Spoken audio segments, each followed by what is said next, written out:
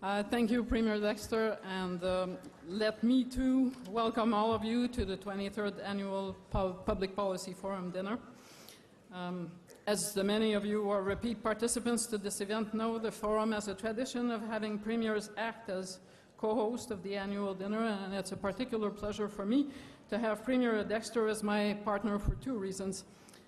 The first is that there is one thread that is common to all the political junkies in this room, regardless of where they hail from, and it is a taste for fresh faces.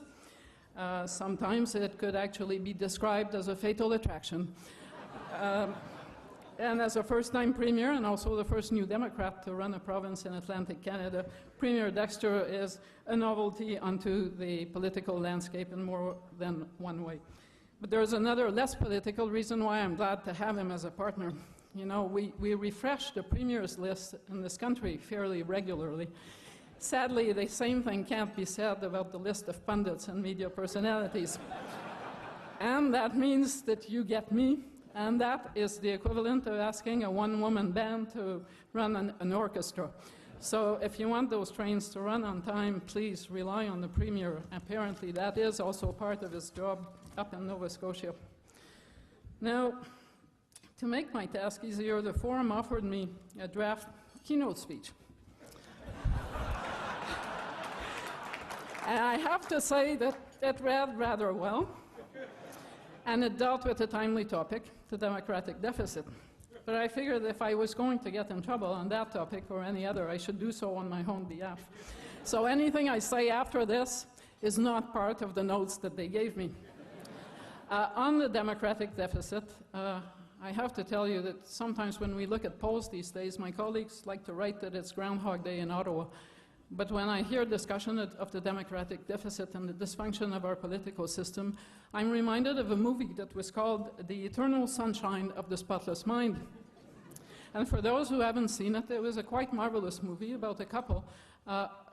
One part of the couple forgot instantly what had happened before, and they were always starting from scratch, as if they had no past.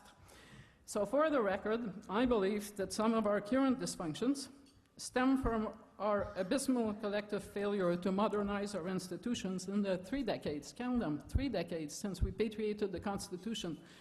Remember, we were bringing it back from Great Britain so that we could modernize our own institutions. The Bloc Québécois certainly is the most visible consequence of having failed to formally bring Quebec into the constitutional loop. And on a larger note, it's awfully hard to run a 21st century country on 19th century institutions, and it's not going to be getting any easier. But with tonight's honorees in mind, I have to tell you that I really wanted to talk about another kind of deficit. Preston Manning, Carol Taylor, and Phil Fontaine hail from very different corners of the public policy world. But they have one trait in common, and it is what we call in French le courage de leurs convictions, the courage of their convictions. I'm convinced that Tony Dean, who served under two strikingly different premiers, would agree with me that to have a vibrant democratic life, one needs to have participants outside, but also inside politics, who have the political will to bring big ideas to the fore and who have enough faith in those ideas to risk challenging conventional wisdom and sometimes, yes, lose elections. For without the shock of ideas and contrary visions, there can be no real policy spark and certainly no meaningful debate. A deficit of political will cannot be solved by solving a democratic deficit. An empty box remains empty, even if you change its contour or its wrapping. And in closing, I would like to close with an anecdote. It's not an anecdote that I have heard firsthand, but secondhand, as it was told by Lucien Bouchard to his caucus on the day when he told his MPs that he was leaving the Bloc Québécois to become Premier of Quebec. At the time, remember that sovereignty was awfully close to the 50% mark, and most people expected that there would be a rematch, and that Premier Bouchard, who was then the leader of the Bloc Québécois, would be a key character in that battle to win a decisive mandate. At the time, many observers and some of his own MPs questioned the wisdom of abandoning his Ottawa niche for the rough and tumble of the National Assembly. As Gilles Duceppe has demonstrated since then, it is very difficult to go wrong when one is the leader of a perpetual opposition party that never has to take an unpopular decision.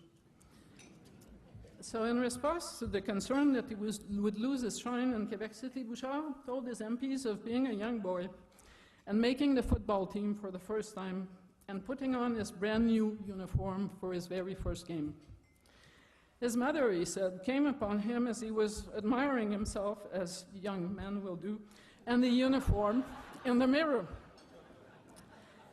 And she looked at him and the mirror and the brand new uniform. She said that if he came home from the game with his uniform in the same perfect shape, she would be ashamed of him. She added that he would be judged on whether he deserved the uniform by the wear and tear that it would incur during the game. Now, I never met Lucien Bouchard's mother, and I'm told she was a rather formidable woman. But I'm certain of one thing, and it is that what she had in mind when she encouraged her son to jump into the fray, regardless of the consequences to his uniform, was not the kind of dirt that comes from participating in mud-throwing matches. Ladies and gentlemen, since 1987, the Public Policy Forum has honored leaders who have left their mark on government and public policy in Canada by scoring touchdowns on the front of ideas. C'est certainement quelque chose à célébrer. C'est donc avec un grand plaisir que je participe à cette soirée où des honneurs tant mérités sont au programme. Merci. Thank you very much.